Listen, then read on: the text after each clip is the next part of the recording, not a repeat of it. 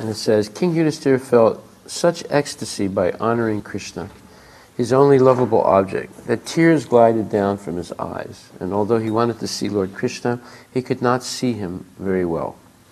When Lord Krishna was thus worshipped by King Yudhisthira, all the members present in the assembly stood up with folded hands and began to chant, Jaya Jaya, Nama Nama. All joined together to offer their respectful obeisances to Krishna, and there were showers of flowers from the sky. Nama Om Vishnu Padaya Krishna Prestaya Bhutali Shrimati Bhakti Vedanta Swami Niti Namini Namaste Saraswati Deve Guruvani Pacharine Nirvisesa Sunyavadi Paskatya Dazatarine Shri Krishna Chaitanya Prabhu Nityananda Sri Advaita Gadadhar Srivasadi Gaur Bhaktavindam Hare Krishna Krishna Krishna Hare Hare Hare Rama Rama Rama Hare Hare. In that meeting, King Sisupala was also present. He was an avowed enemy of Krishna for many reasons, especially because of Krishna's having stolen Rukmini from his intended marriage ceremony.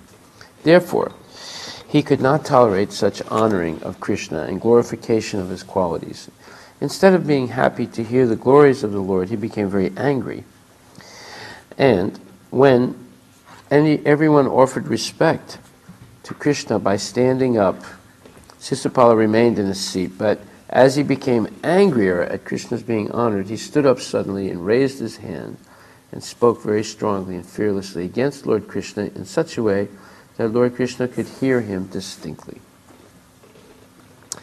Ladies and gentlemen, I can appreciate now the statement of the Vedas that after all, time is the predominating factor. In spite of all endeavors to the contrary, the time element executes its own plan without opposition. For example, one may try his best to live, but when the time for death comes, no one can check it.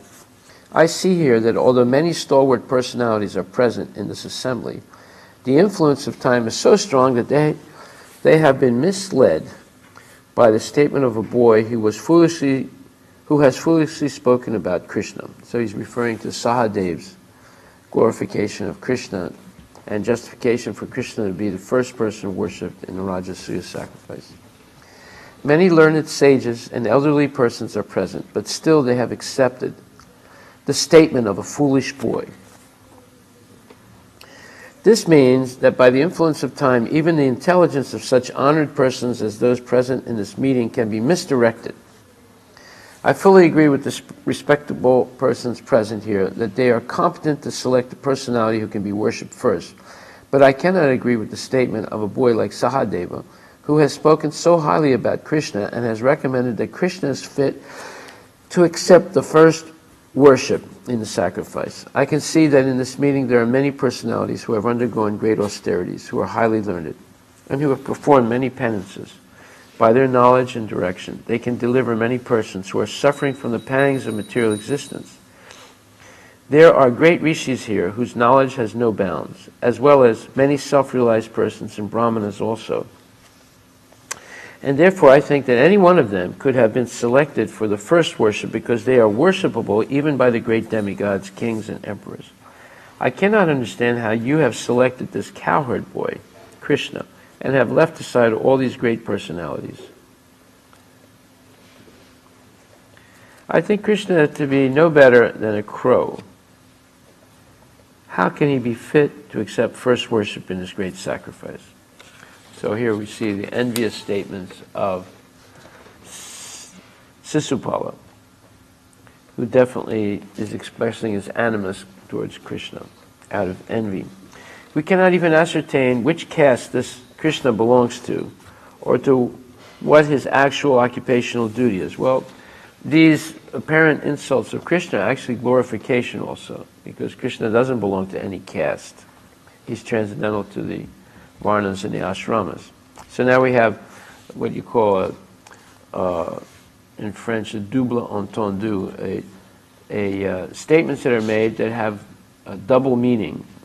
One ostensibly negative, but actually you can take every one of these statements as praise of Krishna also. Actually, Krishna does not belong to any caste, nor does he have to perform any occupational duty. And so those are actually true statements about Krishna. It is stated in the Vedas that the Supreme Lord has nothing to do as his prescribed duty. Whatever he has to be done on his behalf is executed by his different energies. Sisupala continued, Lord Krishna, so here Prabhupada is given a little purport to the statement of Sisupala when he says, we cannot even ascertain which caste this Krishna belongs to or to what his actual occupational duty is. Then Prabhupada gives a little explanation there, in which he says, actually Krishna does not belong to any caste, nor does he have to perform any occupational duty. These are symptoms of the Supreme Personality of Godhead. As opposed to us, we have occupational duties, we belong to some designation of the varnas and ashramas. Sisupala continued, Krishna does not belong to a hive family. He is so independent that no one knows his principles of religious life. Indeed, it appears that he is outside the jurisdiction of all religious principles. He always acts independently, not caring for the Vedic injunctions and regulative principles.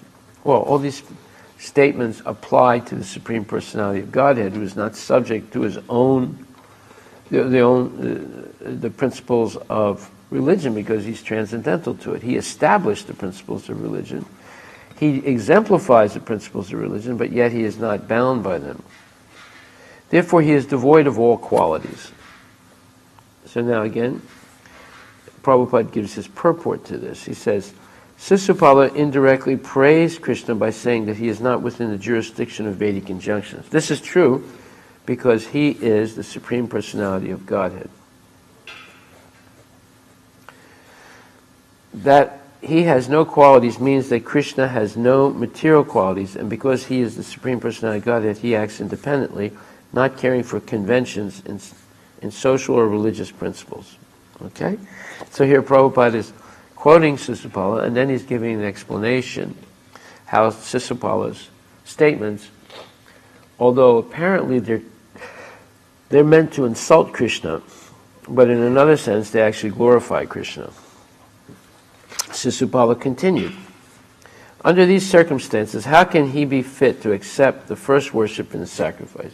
Krishna is so foolish that he has left Mathura, which is inhabited by highly elevated persons following the Vedic culture, and has taken shelter in the ocean, where there is not even talk of the Vedas. Instead of living openly, he has constructed a fort within the water, and is living in a place where there is no discussion of Vedic knowledge. And whenever he comes out of the fort, he simply harasses the citizens like a dacoit, thief, or rogue. Now Prabhupada explains this. He says, Sisupala went crazy because Krishna is being elected the Supreme, first worship person in that meeting, and he spoke so irresponsibly that it appeared that he had lost all his good fortune. Being overcast with misfortune, Sisupala continued to insult Krishna, and Lord Krishna patiently heard him without protest, just as a lion does not care when a flock of jackals howl. Lord Krishna remained silent and unprovoked. Krishna did not reply to even a single accusation made by Sisupala. But all the members present in the meeting, except for a few who agreed with Sisupala, were very much agitated because it is the duty of any respectable person not to tolerate blasphemy against God or his devotee. Some of them, who thought that they could not properly take action against Sisupala, left the assembly in protest, covering their ears with their hands in order not to hear further accusations. Thus they left the meeting condemning the action of Sisupala. It is the Vedic injunction that whenever there is blasphemy of the Supreme Personality of Godhead, one must immediately leave. If he does not do so, he becomes bereft of his pious activities and is degraded to a lower condition of life. All the kings present belonging to the Kuru dynasty, Matsya dynasty, Kekaya dynasty, and Sanjaya dynasty were very angry and immediately took up their swords and shields to kill Sisupala, who was so foolish that he was not even slightly agitated, although all the kings present were ready to kill him. Sisupala did not care to think of the pros and cons of his foolish talking. Well, see, this is a symptom of a low-class person. They don't think about the corollary effects of what they do, or collateral effects of what they do. They just do it, and then whatever happens inevitably is due to their lack of forethought. Whereas a highly evolved person will always think about the collateral effects of an action that he may take before he takes it. And he gauges the pros and cons, and if there's too many cons, then he doesn't do it. And instead of stopping them when he saw that all the kings were ready to kill him, he stood to fight with them and took up his sword and shield. When Lord Krishna saw that they were going to fight in the arena of the auspicious Rajasuya sacrifice, in other words, Sisupala wants to destroy the sanctity of the Rajasuya sacrifice and disrupt it. He personally pacified them. So Krishna pacifies the people that want to kill Sisupala. Out of his causeless mercy, he himself decided to kill Sisupala. Well, how is it causeless mercy? Because someone killed by the Lord attains mukti. When Sisupala was abusing the kings who were about to attack him, Lord Krishna took up his disc as sharp as the blade of a razor and immediately separated Sisupala's head from his body. When Sisupala was thus killed, a great roar and howl went up from the crowd. Taking advantage of that disturbance, the few kings who were supporters of Sisupala quickly left the assembly out of fear for their lives. Then the fortunate Sisupala's spirit soul, you see, when everyone comes in contact with Krishna, everything is fortunate. Then the fortunate Sisupala's spirit soul merged into the body of Lord Krishna in the presence of all, exactly as a burning meteor falls to the surface of the globe. Well, that just happened in Russia. A burning meteor traveling 33,000 miles per hour crashed in Russia with 20 times the force of the atomic bomb thrown in Hiroshima. And just imagine if like 1,000 meteors at once hit the Earth.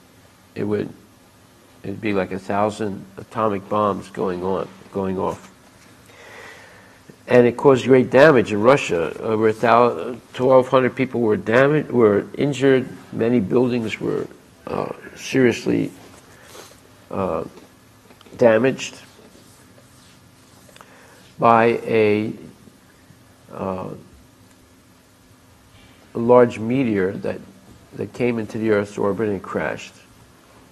The merging of Sisupala, when we say large, it wasn't that large, but the speed at which it came and crashed, and the agitation of the wind as it passed through at a tremendous speed was enough to cause hundreds and thousands of dollars, maybe more, of damage, destruction of buildings and infrastructure, and a lot of people were hurt. The merging of Sisupala's soul into the transcendental body of Krishna reminds us of the story of Jaya and Vijaya, who fell to the material world from the Vaikuntha planets upon being cursed by the four Kumaras. For their return to the Vaikuntha world, it was arranged that both Jaya and Vijaya, for 3 consecutive births, would act as deadly enemies of the Lord, and at the end of these lives, they would return to Vaikuntha, the Vaikuntha world, and serve the Lord as his associates. Well, one of those births was as Sisupala and Dantavakra. That's why Prabhupada is giving this little commentary comparing the death of Sisupala to the 3 consecutive births as demons of Jaya and Vijaya. Although Sisupala acted as the enemy of Krishna, he was not for a single moment out of Krishna consciousness. He was always absorbed in thought of Krishna, and thus he first got the salvation of Sayuja Mukti, merging into the existence of the Supreme, and was finally reinstated as the original position of personal service. Yeah, he was either Jaya or Vijaya, who were servants of the Lord in Vaikuntha, but who received because of a mistake they made by insulting the 4 Kumaras who tried to approach Lord Vishnu, Lord Narayana in Vaikuntha. They stopped them, and they were cursed. So first they merged into the existence of the Supreme, the Sayuja Mukti, and then later on they were reinstated in their original position of personal service. So that proves that the Brahma Jyoti is already a fallen position. Even though it's spiritual, it's already a fallen position. The Bhagavad Gita corroborates. Let's just...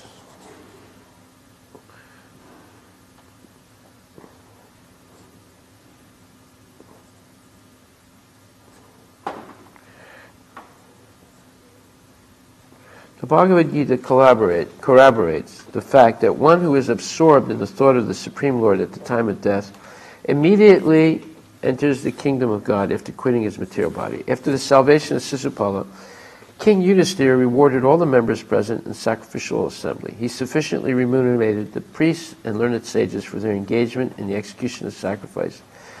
And after performing all this routine work, he took his bath. This bath at the end of sacrifice is also technical, is called Avabrita bath, the Avabrita bath. Lord Krishna thus enabled the performance of the Rajasuya Yajna arranged by King Yudhisthira to be successfully completed, and being requested by his cousins and relatives, he remained in Hastinapura for a few months more. Although King Yudhisthira and his brothers were unwilling to have Lord Krishna leave Hastinapura, Krishna arranged to take permission from the king to return to Dwarka, and thus he returned home along with his queens and ministers. The story of the fall of Jaya and Vijaya from the Vaikuntha planets to the material world is described in the 7th canto of Srimad Bhagavatam. So here's an example that people can fall down from the spiritual world. And the example is Jaya and Vijaya. The killing of Sisupala has a direct link with the narration of Jaya and Vijaya. But the most important instruction we get from this incident is that the Supreme Personality of Godhead, being absolute, can give salvation to everyone, whether one acts as his enemy or his friend. It is therefore a misconception that the Lord acts with someone in relationship of friend and with someone else in the relationship of enemy. His being an enemy or friend is always on the absolute platform. There is no material distinction. So this is the difference between us. When we get angry at someone, we want to destroy them. When Krishna gets angry at someone and destroys them, he liberates them. So because we don't have that power, we should not hurt or kill anyone. This is explained in the 9th chapter of Bhagavad Gita, 29th verse.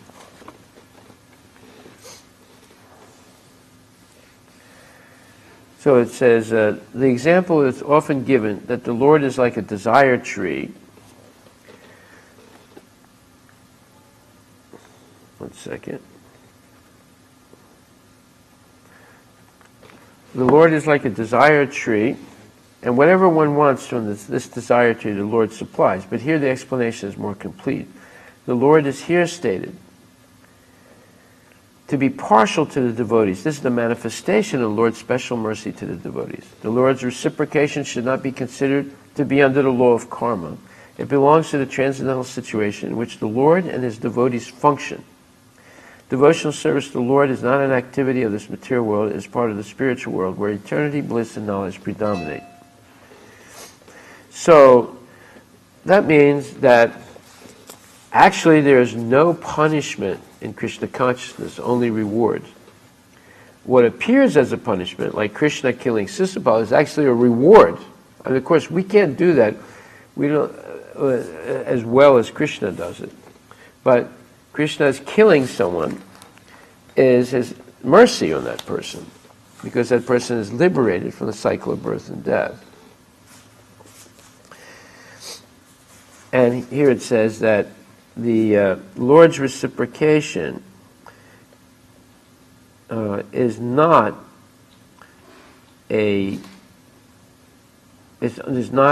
under the law of karma. That's a very important point. Just like our surrendering to Krishna is not regulated by the law of karma. It's an act of free will. And even if our previous karma is very bad, if we decide to surrender to Krishna, we are liberated from its negative effects. Because, again, devotional service to the Lord is not an activity of the material world. It is part of the spiritual world where eternity, bliss, and knowledge predominate. This has to be understood. It's a very important point. After King Yudhisthira took his bath at the conclusion of the sacrifice and stood in the midst of all the learned sages and brahmanas, he seemed exactly like the king of heaven, meaning Indra, and thus looked very beautiful. Well, Indra is his father. King Yudhisthira sufficiently rewarded all the demigods. Oh no, is Indra his father? Or is it Yamaraj? King Yudhisthira sufficiently rewarded all the demigods who participated in the yajna, and being greatly satisfied, all of them, praising the king's activities. Yudhisthira's father was Yamaraj. Arjuna's father was Indra. Yeah. King Yudhisthira sufficiently rewarded all the demigods who participated in yajna, and being greatly satisfied, all of them left, praising the king's activities and glorifying Krishna. See, that's the difference between King Yudhisthira and other persons. His goal was to glorify Krishna through the Rajasuya sacrifice and establish for all the people who are uninformed that Krishna is the Supreme Personality of Godhead, and everyone, including all the devas, are surrendered to him. When Sukadeva Goswami narrated these incidents of Krishna's killing Sisupala and described the successful execution of the Rajasuya Yajna by Maharaj Yudhisthira, he also pointed out that after the successful termination of the yajna, only one person was unhappy. He is Duryodhana. Duryodhana by nature was very envious because of his sinful life.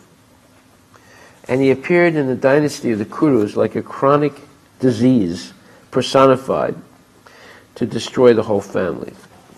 Well, now we see why enviousness is so devastating. One doesn't only destroy themselves, but they destroy everyone that's also friendly or dependent on them. And thus Duryodhana destroyed his entire dynasty by maintaining his envious nature. And it says that Duryodhana by nature was very envious because of his sinful life. So people who engage in sinful activities, meaning intoxication, illicit connections outside of marriage, meat eating, gambling, philosophical speculation, they become envious easily in this life. And it's self-destructive and destructive of people that depend on them also.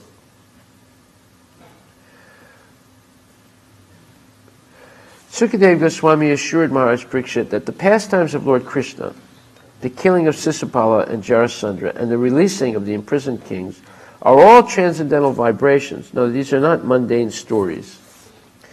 And that anyone who hears these narrations from authorized persons will immediately be freed from all the reactions of the sinful activities of his life. Thus then the Bhaktivedanta purport of the 74th chapter of Krishna, the deliverance of Sisupala. So that's why we're reading these pastimes. Jai Shri Radha Nilamanta Ki Jai.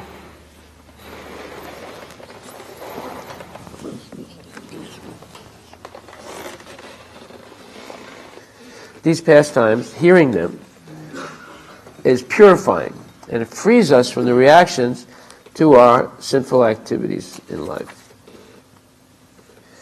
Now we'll begin chapter 75, and then we'll stop in a few minutes. This chapter is entitled, Why Duryodhana Felt Insulted at the End of the Rajasuya Sacrifice. King Yudhisthira was known as Ajatasatru, or a person who had no enemies, no enemy. Therefore, when all the men, demigods, kings, sages, and saints saw the successful termination of the Rajasuya Yajna performed by King Yudhisthira, they were very happy. That Duryodhana alone was unhappy was astonishing to King Parikshit. And therefore he requested Sukadeva Goswami to explain this. Sukadeva Goswami said, "My dear King Parikshit, your grandfather, King Yudhisthira, was a great soul. His congenial disposition attracted everyone to be his friend, and therefore he was known as Ajata Satru, one who never created an enemy. He engaged all the members of the Kuru dynasty in taking charge of different departments for the management of the Rajasuya sacrifice. For example, Bhimasena was put in charge of the kitchen, Duryodhana in charge of the treasury, Sahadeva in charge of reception department, and Nakula in charge of the store department, and Arjuna in charge of looking after the comforts of the elderly persons. The most astonishing feature was that Krishna, the Supreme Personality of Godhead, took charge of washing the feet of all the incoming guests.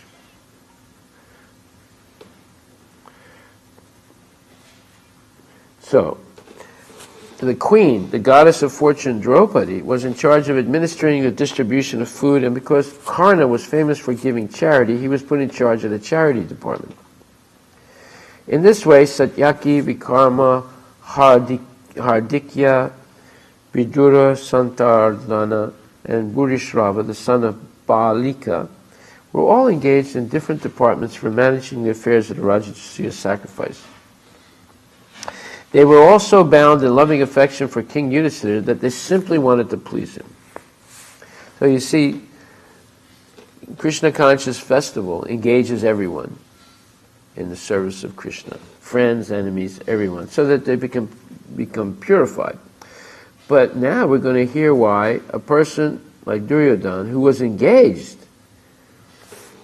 and instead of getting purified, he remained envious. After Sisupala died by the mercy of Lord Krishna and merged into the spiritual existence, and after the end of the Rajasuya sacrifice, when all the friends, guests, and well-wishers had been sufficiently honored and rewarded, King Yudhisthira went to bathe in the Ganges. The city of Hastinapura stands today on the bank of the Yamuna, and the statement of Srimad Bhagavatam that King Yudhisthira went to bathe in the Ganges indicates, therefore, that during the time of the Pandavas, the river Yamuna was also known as the Ganges. While the king was taking the Avabrita bath, different musical instruments vibrated as mridangas, conch shells, panava drums, kettle drums, and bugles, and ankle bells of the dancing girls jingled. Many groups of professional singers played veenas, flutes, gongs, and cymbals, and thus a tumultuous sound vibrated in the sky. The princely guests from many kingdoms like Shinjaya, Kamboja, Kuru, Kikaya, and Koshala were present with their different flags and gorgeously decorated elephants, chariots, horses, and soldiers. All of them passed in a procession with King Yudhisthira in the forefront. The executive members who had performed the sacrifice, the priests, the religious ministers, and brahmanas all loudly chanted the Vedic hymns. The demigods and the inhabitants of Pitraloka and Gandharvaloka, as well as many sages, showered flowers from the sky. The men and women of Hastinapura or Indraprastha,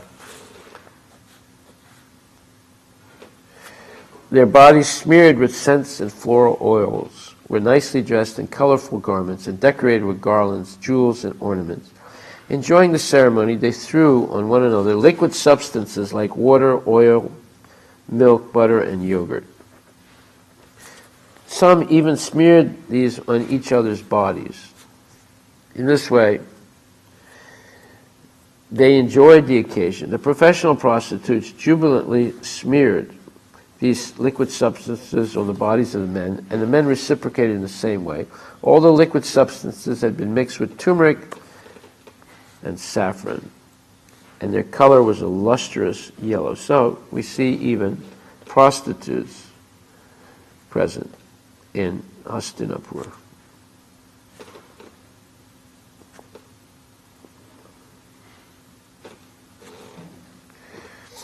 In order to observe the great ceremony, many wives of the demigods had come in different airplanes, and they were visible in the sky. Similarly, the queens of the royal family, gorgeously decorated and surrounded by bodyguards, arrived on different palanquins. During this time, Lord Krishna, the maternal cousin of the Pandavas, and his special friend Arjuna were both throwing the liquid substances on the bodies of the queens. The queens became bashful, but at the same time their beautiful smiling brightened their faces. Because of the liquids thrown on their bodies, the saris covering them became completely wet. The different parts of their beautiful bodies, particularly their breasts and their waists, became particularly visible because of the wet cloth. The queens brought buckets of the same liquid substances and with syringes sprinkled them on the bodies of their brothers-in-law, and they engaged in such jubilant activities. Their hair fell loose, and the flowers decorating their bodies began to fall. When Lord Krishna, Arjuna, and the queens were thus engaged in these jubilant activities, persons who were not clean in heart were agitated by lustful desires. In other words, such behavior between pure males and females is enjoyable, but it makes persons who are materially contaminated very lustful. So here we have the concept of pure males and females, as opposed to men and women who become lusty. In the spiritual world, there are married couples, there are families, and they engage in all kinds of fun activities, but not based on lust. As pure males and females, they can relate to each other and have interpersonal relationship without material lust. So now we see a major difference between the spiritual world and the material world. The material world, the lust factor is what complicates life and makes it very distasteful in many circumstances. Is it possible for a person to become a pure male or female in this world? Yes, by the process of Krishna consciousness, if they're very serious. And that means it opens up a whole world of fun without the complicating factor of lust. Lust means, the difference between lust and love is when the object of love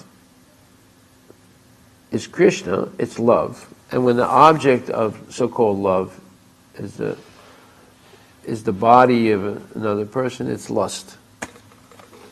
Or something other than Krishna, it's lust. So this is a very important understanding. See, that's why in the temple we teach people to concentrate, or Krishna is the ultimate object or ultimate person to love, and then share that love with others. In the material world, people are diverted from Krishna to other objects. Oh, I love this, I love that.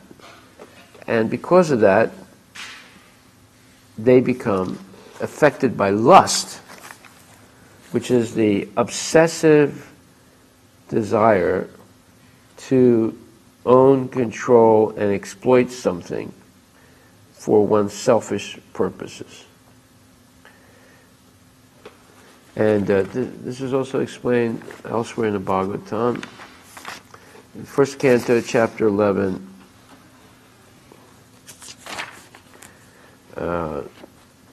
and verse number 36.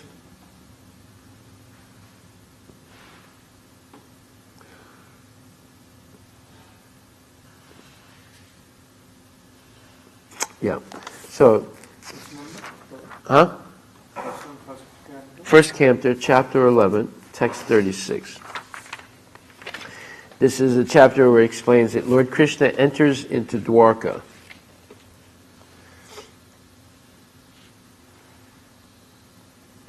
And it explains how, when he entered Dwarka, all the queens of Dwarka, it says here, although the queen's beautiful smiles and fruitive glances were all spotless and exciting, and although they could conquer Cupid himself by making him give up his arrow in frustration, and although even the tolerant Shiva could fall victim to them, still, despite all their magical feats and attractions, they could not agitate the senses of the Lord. of Krishna. And in the purport, Prabhupada writes,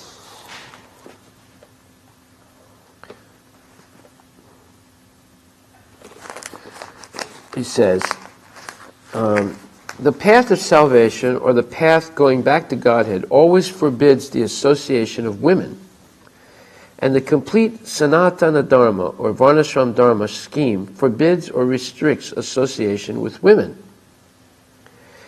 How then can one be accepted as the Supreme Personality of Godhead who is addicted to more than 16,000 women, wives, right? This question may be relevantly raised by inquisitive persons really anxious to know about the transcendental nature of the Supreme Lord. Yeah, there's a difference between the transcendental nature and the material nature. Most people mix the two up, and they assume that everything that we do in this material world applies to the spiritual world, and that's a big mistake. And they think Krishna is a product of this material world like we are. That's another big mistake. And to answer such questions, the sages at Naimisharanya have discussed the transcendental character of the Lord in this and in following verses. The whole purpose of spiritual education is to understand the transcendental character of Lord Krishna. It is clear herein that the feminine attractive features which can conquer Cupid, or even the supramost tolerant Lord Shiva, could not conquer the senses of Lord Krishna. Cupid's business is to invoke mundane lust. The whole universe is moving, being agitated by Cupid's arrows. Yeah, everybody in the material world is agitated by lust. And who is Cupid? Cupid was inherited or taken up by the Greeks from ancient India's Vedic tradition. In the Greek version of Cupid, he's a personality that shoots people with an arrow, and they all become afflicted with material love. And it's used poetically a lot, but there was a personality in the Greek pantheon of gods, and it's coming from the Vedas, who talk about Kamadeva, who was Cupid, and Lord Shiva once killed Kamadeva. In fact, you can look it up on the internet right now. Cupid, look it up on Wikipedia. Let's see what it says. The whole universe is moving, being agitated by Cupid's arrow. The activities of the world are being carried on by the central attraction of male and female. A male is searching after a mate to his liking, and the female is looking after a suitable male. That is the way of material stimulus. And as soon as a male is combined with a female, the material bondage of the living being is at once tightly interlocked by sex relation. And as a result of this, both the male's and female's attraction for sweet home. Huh? The lights. In classical mythology, Cupid. Yeah, what does it say? Say it out loud. Meaning desire is the god of desire, erotic love, attraction, and affection. He is often portrayed as the son of the love goddess Venus, and is known in Latin also as the Amor love. His Greek counterpart is Eros. Okay. Okay, now look up Kamadeva. Look up Kamadeva. As soon as a male is combined with a female, the material bondage of a living being is at once tightly interlocked by sex relation. And as a result of this, both the male's and female's attraction for sweet home, motherland, bodily offspring, society and friendship, and accumulation of wealth becomes the illusory field of activities, and thus a false but indefatigable attraction for the temporary material existence, which is full of miseries, is manifest. Those who are therefore on the path of salvation, for going back home, back to Godhead, are especially advised by all scriptural injunctions to become free from such paraphernalia of material attraction. Kamadeva in Sanskrit, also called Mara, is the Hindu god of human love or desire. Other names for him include Manmadadu in Telugu, Atanu, one without a body, Radha Vinta, stack of passion, Ananga, ink of frame, Kandarpa, inflammatory even of a god, Manmada, Manasija, who is born of mind, a contraction of the Sanskrit word Saha, Mahanajata, Madana, different names. Okay. Does it say anything else, or that's it? Kamadeva is son of Hindu goddess Sri, and additionally, Pradyumna, Krishna's son, is considered as incarnation of Kamadeva, exactly. Pradyumna, if I'm not mistaken, Shiva killed Kamadeva, and then he reappeared as Krishna's son, Pradyumna. I'm going to look it up right now if we can find it. Look at Pradyumna here. Pradyumna is also character of Srimad Bhagavatam. Also is a character. He was son of Krishna and Rukmini. Yes. When he was a baby, he was afflicted by the demon Sambara. He was then cast into the sea and swallowed by a fish. No, but okay, I know that. But does it say he was he was Cupid before, or he was Kamadeva before?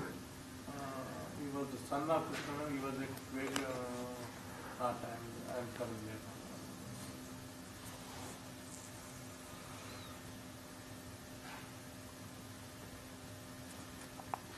Oh, yes, Pradyumna was an incarnate Kama, god of the north. Yes. Does it say who killed him? I think Lord Shiva killed him. It's not in this part of the Krishna book. I have to bring the first part. It's in the first part of the Krishna book.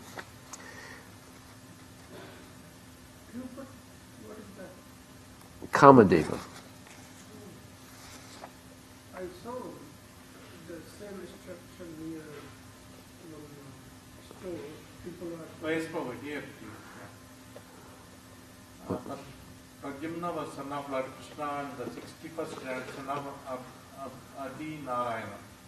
His mother was Rukmini, whom Lord Krishna got from her father Bhimakshen Narayana. He was the version of the god Kamadeva. In Treta Yuga, when Lord Shiva was in meditation at the time of Kamadeva became barrier for Shiva. Angrily, Shiva births Kamadeva. Kamadeva's wife named Rati was very sad, and Shiva blessed her by promising her that in next birth he will be part of Krishna, and he will be daughter of Bhimakaraya, and will be marrying him. Pradyumna is also name of the name of the Hindu god Vishnu. He is one of 24 Keshava Namas, praised in all pujas. It is also the only name in Sanskrit with all three letters joined, referred as Jodaksha.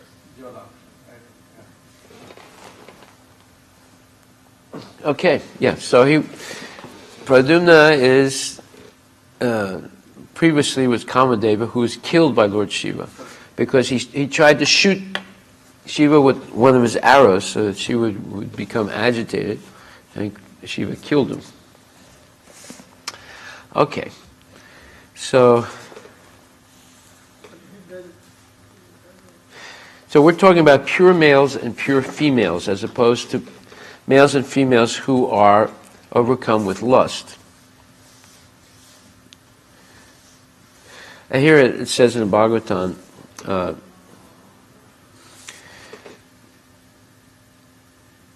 Cupid throws his arrow upon the living beings to make them mad after the opposite sex, whether the party is actually beautiful or not. Cupid's provocations are going on even among beastly societies who are all ugly looking in the estimation of the civilized nations. Thus, Cupid's influence is exerted even amongst the ugliest forms. And what to speak of the most perfect beauties? Lord Shiva, who was considered to be the most tolerant, was also struck by Cupid's arrow because he also became mad after the Mohini incarnation of the Lord and acknowledged himself to be defeated. Cupid, however, was himself captivated by the grave and exciting dealings of the goddesses of fortune, and he voluntarily gave up his bow and arrow in a spirit of frustration. Such was the beauty and attraction of the queens of Lord Krishna. Yet they could not disturb the transcendental senses of the Lord. This is because the Lord is all-perfect, Atmarama, or self-sufficient. He does not require anyone's extraneous help for his personal satisfaction. Therefore, the queens could not satisfy the Lord by their feminine attractiveness, but they satisfied him by their sincere affection and service.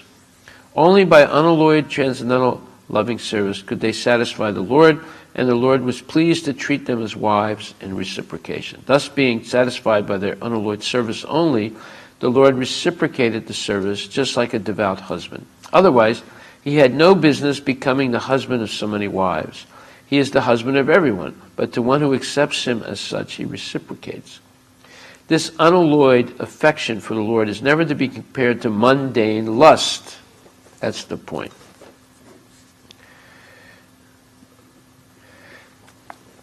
It is purely transcendental, and the grave dealings which the queens displayed in natural feminine ways were also transcendental because the feelings were expressed out of transcendental ecstasy.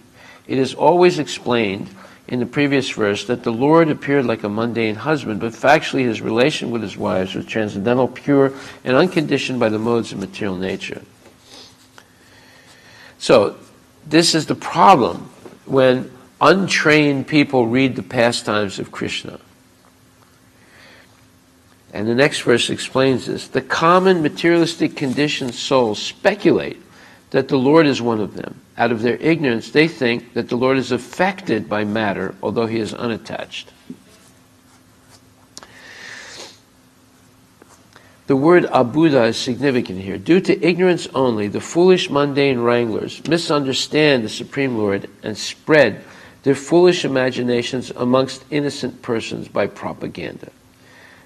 The Supreme Lord Sri Krishna is the original primeval personality of Godhead, and when he was personally present before the eyes of everyone, he displayed full-fledged divine potency in every field of activities. As we have already explained in the first verse of Srimad Bhagavatam, he is completely independent to act however he likes, but all his actions are full of bliss, knowledge, and eternity.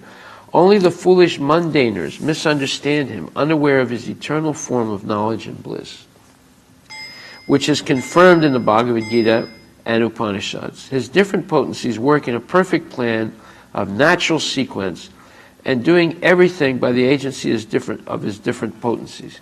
He remains eternally the supreme independent. When he descends in the material world by his causeless mercy to different living beings, he does so by his own potency. He is not subject to any condition of the material modes of nature, and he descends as he is originally. The mental speculators misunderstand him as the Supreme Person and consider his impersonal features as inexplicable Brahman to be all in all. Such a conception is also the product of conditioned life because they cannot go beyond their own personal capacity. Therefore, one who considers the Lord on the level of one's limited potency is only a common man. Such a man cannot be convinced that the personality of Godhead is always unaffected by the modes of material nature. He cannot understand that the sun is always unaffected by infectious matter. The mental speculators compare everything from the standpoint of experimental knowledge of their own selves. Thus, when the Lord is found to act like an ordinary person in matrimonial bondage, they consider him to be like one of them, without considering that the Lord can at once marry 16,000 wives or more. Due to a poor fund of knowledge, they accept one side of the picture while disbelieving the other. This means that due to ignorance only, they always think of the Lord, of Lord Krishna as like themselves and make their own conclusions, which are absurd and unauthentic from the version of Srimad Bhagavatam.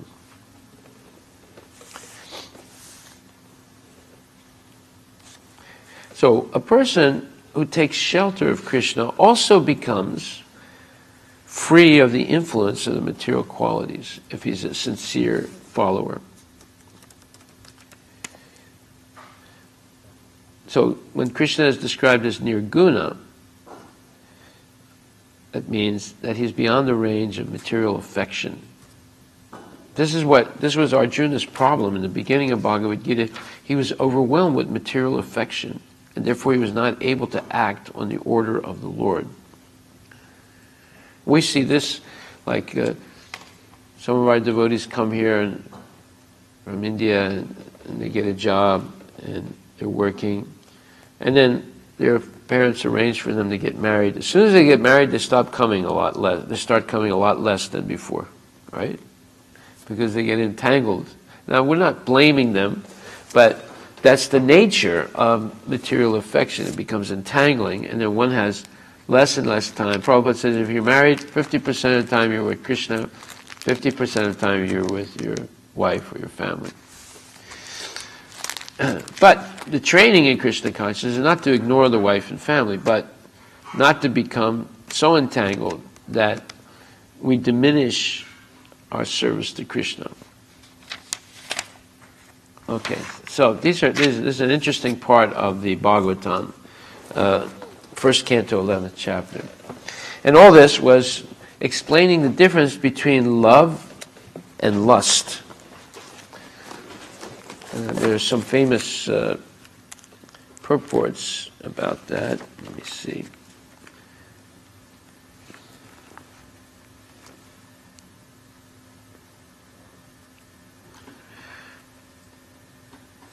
Yeah, so lust is actually what you would call a perverted reflection of love of Krishna. Why is it perverted? Because it's directed toward something that is not Krishna. And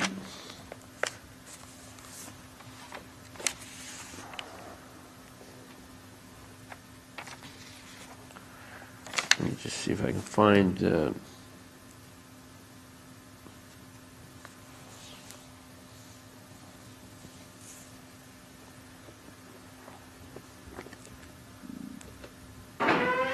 yeah, it says here in the Dharma Swanustitak Pumsa Vishvaksena Katasuya Natpadaya Yadiratim Shrama Evahi Kevalam. The occupational activities a man performs according to his own position are only so much useless labor if they do not provoke attraction for the message of the personality of Godhead.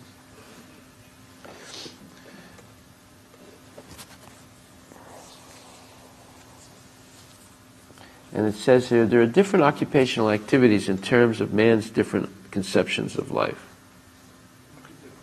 At first canto, chapter 2, verse number 8. To the gross materialist who cannot see anything beyond the gross material body, there is nothing beyond the senses.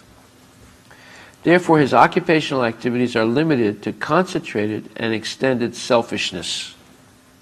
Concentrated selfishness centers around the personal body. This is generally seen among the lower animals. Extended selfishness is manifested in human society and centers around the family, society, community, nation, and world, with a view to gross bodily comfort. Above these gross materialists are the mental speculators who hover aloft on the mental spheres. Or their occupational duties involve making poetry and philosophy or propagating some ism with the same aim of selfishness limited to the body and the mind. But above the body and mind is the dormant spiritual soul, whose absence from the body makes the whole range of bodily and mental selfishness completely null and void. But less intelligent people have no information of the needs of the spirit soul. The need of the spirit soul is to love Krishna, but it becomes perverted into loving oneself, loving other persons, calling them family members, and so forth, and then extended to society, country, and so forth. Because the foolish people have no information of the soul and how it is beyond the purview of the body and mind, they are not satisfied in the performance of their occupational duties. The question of the satisfaction of the self is raised herein. The self is beyond the gross body and subtle mind. He is the potent active principle of the body and mind, meaning the soul. Without knowing the need of the dormant soul, one cannot be happy simply with emolument of the body and the mind. Emolument means decorating it, massaging it with oils and things like that. The body and mind are but superfluous outer coverings of the spirit soul. The spirit soul's needs must be fulfilled. Simply by cleansing the cage of the bird, one does not satisfy the bird. One must actually know the needs of the bird himself. The need of the spirit soul is that he wants to get out of the limited sphere of material bondage and fulfill his desire for complete freedom. He wants to get out of the covered walls of the greater universe. He wants to see the free light and the spirit. That complete freedom is achieved when he meets the complete spirit, the personality of Godhead. There is a dormant affection for God within everyone. Spiritual existence is manifested through the gross body and mind in the form of perverted affection for gross and subtle matter.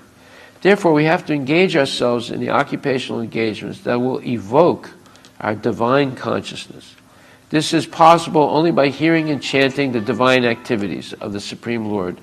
And any occupational activity which does not help one to achieve attachment for hearing and chanting the transcendental message of Godhead is said herein to be simply a waste of time. This is because other occupational duties, whatever ism they may belong to, cannot give liberation to the soul. Even the activities of the Salvationists are considered to be useless because of their failure to pick up the fountainhead of all liberties, meaning their failure to understand that Krishna is the goal of all spiritual activities. The gross materialist can practically see that his material gain is limited only to time and space, either in this world or in the other. Even if he goes up to Swargaloka, he will find no permanent abode for his hankering soul. The hankering soul must be satisfied by the perfect scientific process of perfect devotional service. So here is the concept of the hankering soul and the needs of the soul as opposed to the needs of the body. These very important points. What is the need of the soul? That is to love Krishna, who's the ultimate object of love. And when we direct our love to something other than Krishna, it becomes lust. That's the difference between love and lust. And that lust is never satisfied. Lust is called the diseased activity of the soul. This is further explained in 1st Canto, 2nd chapter, verse number 19.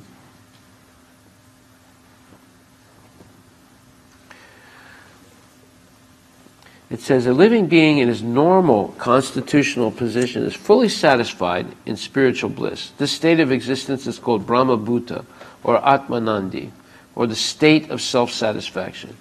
This self-satisfaction is not like the satisfaction of the inactive fool, meaning the Mayavadi impersonalist meditator.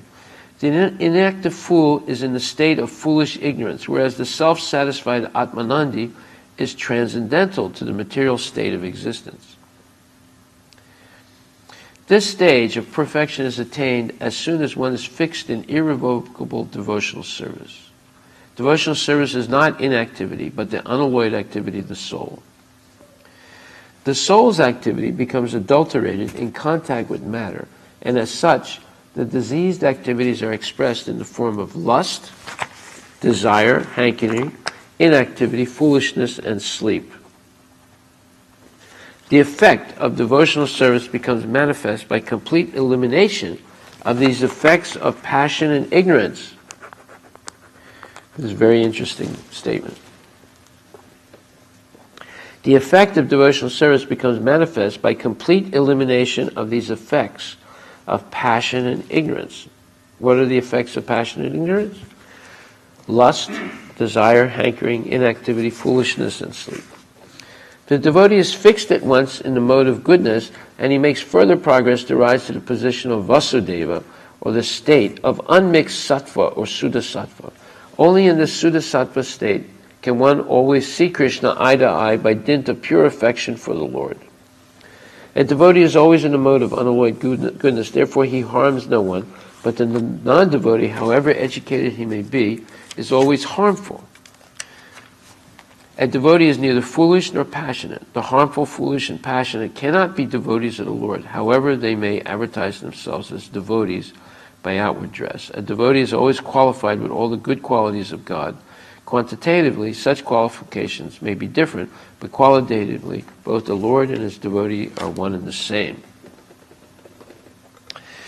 And then it says that, thus established in the mode of unalloyed goodness, the man whose mind has been enlivened by contact with devotional service to the Lord gains positive scientific knowledge of the personality of Godhead in the stage of liberation from all material association.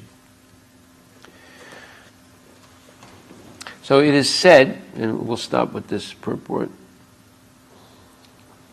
Same Prabhu, different. No, this is 1:2:20. The previous one was 1:2:19. 19. Now we're on 20. In the Bhagavad Gita 7:3, it is said that out of many thousands of ordinary men, one fortunate man endeavors for perfection in life.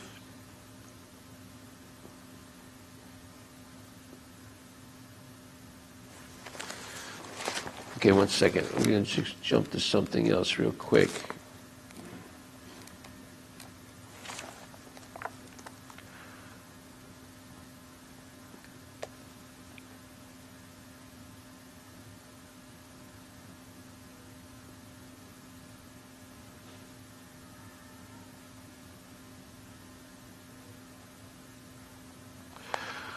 Okay, there was...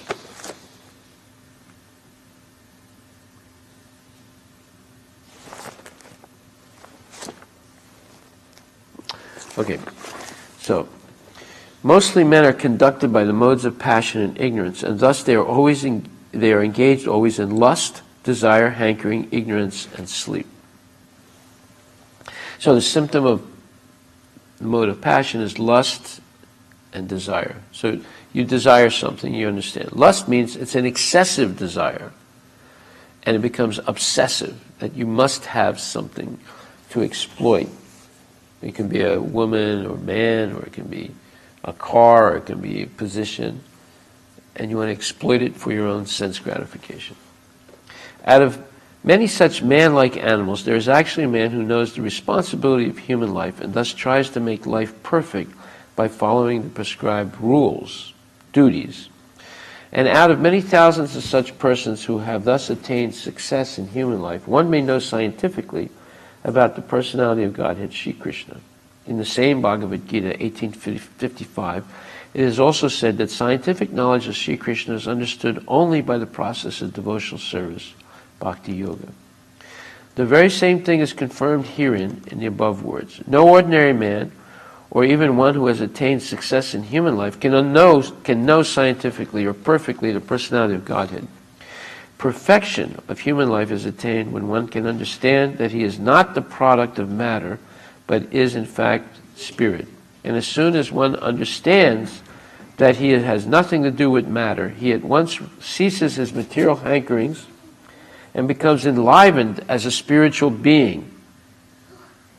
This attainment of success is possible when one is above the modes of passion and ignorance, or in other words, when one is actually a brahmana by qualification. So you see, the real criterion of success in life is not becoming rich or powerful or famous or beautiful or whatever. It's attaining success by defeating the influence of the modes of ignorance and passion and situating oneself in the mode of goodness, and then going further to transcendental goodness when one is completely liberated of all influence of the material world. This attainment of success is possible when one is above the modes of passion and ignorance, or in other words, when one is actually a brahmana by qualification. A brahmana is the symbol of sattva guna, or the mode of goodness. And others who are not in the mode of goodness are either kshatriyas, vaishyas, sudras, or less than the sudras. The Brahminical stage is the highest stage of human life because of its good qualities. So one cannot be a devotee unless one at least qualifies as a Brahmana. The devotee is already a Brahmana by action, but that is not the end of it. As referred to above, such a Brahmana has to become a Vaishnava, in fact, to be actually in the transcendental state. So we see there is a difference between a Brahmana and a Vaishnava. A Vaishnava is also a Brahmana, but every Brahmana is not necessarily a Vaishnava. And we see that. There are a lot of people doing Brahminical activity, they're priests, but they're not actually pure Vaishnavas. They might be not Vaishnavas, or they might be an impure Vaishnava. In the material stage, even a Brahmana is also a conditioned soul, because although in the Brahminical stage the conception of Brahman or transcendence is realized, scientific knowledge of the Supreme Lord is lacking. So there are many impersonalists who are Brahmanas. They are not actually Vaishnavas, though, because they don't accept Krishna as the Supreme Personality of Godhead, and they think that the Brahman effulgence coming from Krishna is the supreme state of perfection. One has to surpass the Brahminical stage and reach the Vasudeva stage to understand the Personality of Godhead, Krishna. The science of the Personality of Godhead is a subject matter for study by the postgraduate students in the spiritual line. Foolish men, or men with a poor fund of knowledge, do not understand the Supreme Lord, and they interpret Krishna according to their respective whims. The fact is, however, that one cannot understand the science of the Personality of Godhead unless one is freed from the contamination of the material modes, even up to the stage of a Brahmana.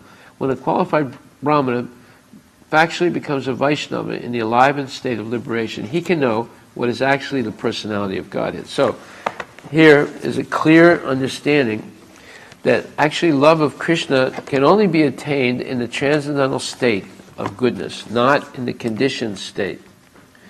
And one can gradually rise to the transcendental state by engaging in activities, in devotional service. So, therefore, one last point.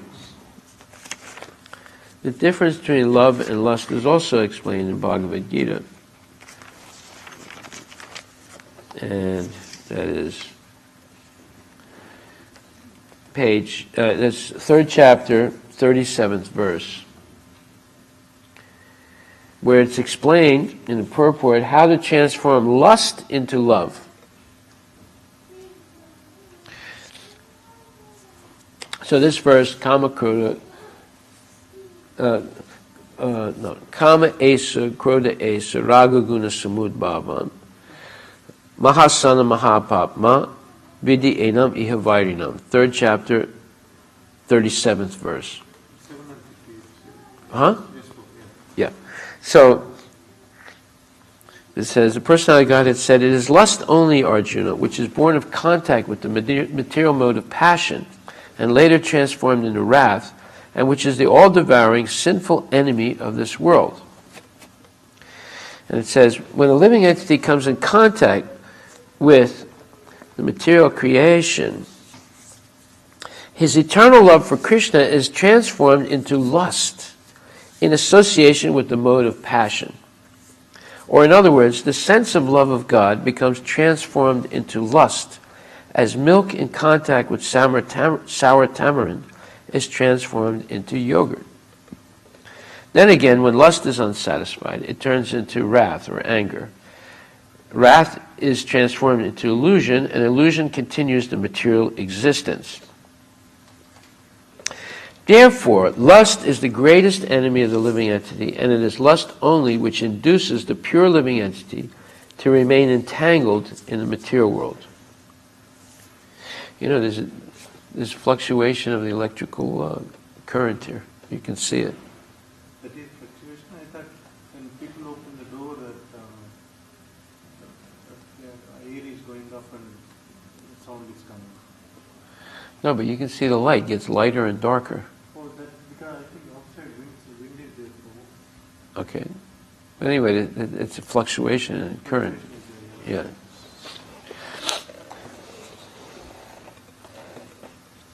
Wrath is a manifestation of mode, or anger is a manifestation of mode of ignorance. These modes exhibit themselves as wrath and other corollaries.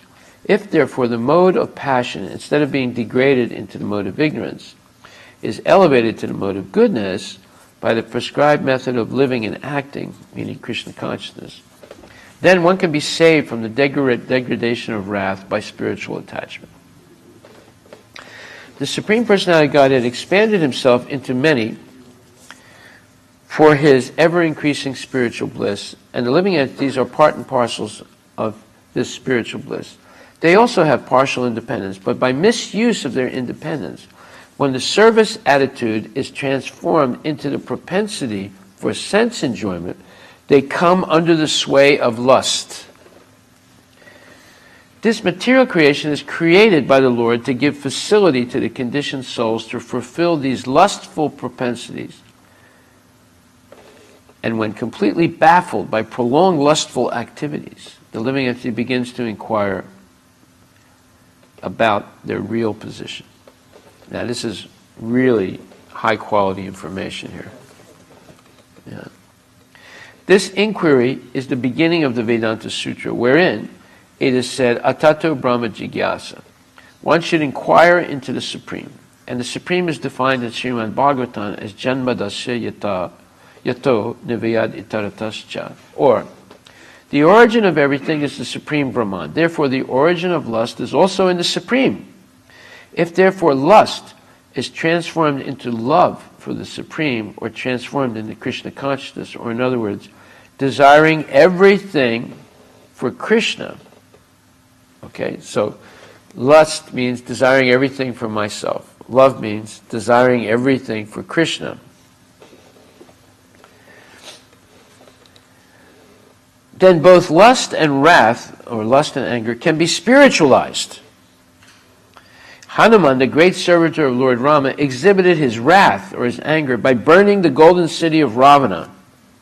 So that was not mundane anger. Hanuman was not a mundane person. He was angry because Ravana was keeping Sita Devi imprisoned in his city. And therefore his anger became spiritualized. It turned into transcendental anger. But by doing so, he became the greatest devotee of the Lord. Hanumanji, greatest devotee of the Lord. Bhakta Hanuman ki jai. Here also in Bhagavad Gita, the Lord induces Arjuna to engage his wrath upon his enemies for the satisfaction of the Lord. Therefore, lust and wrath, when they are employed in Krishna consciousness, become our friends instead of our enemies. So how do we transform our lust into love for Krishna?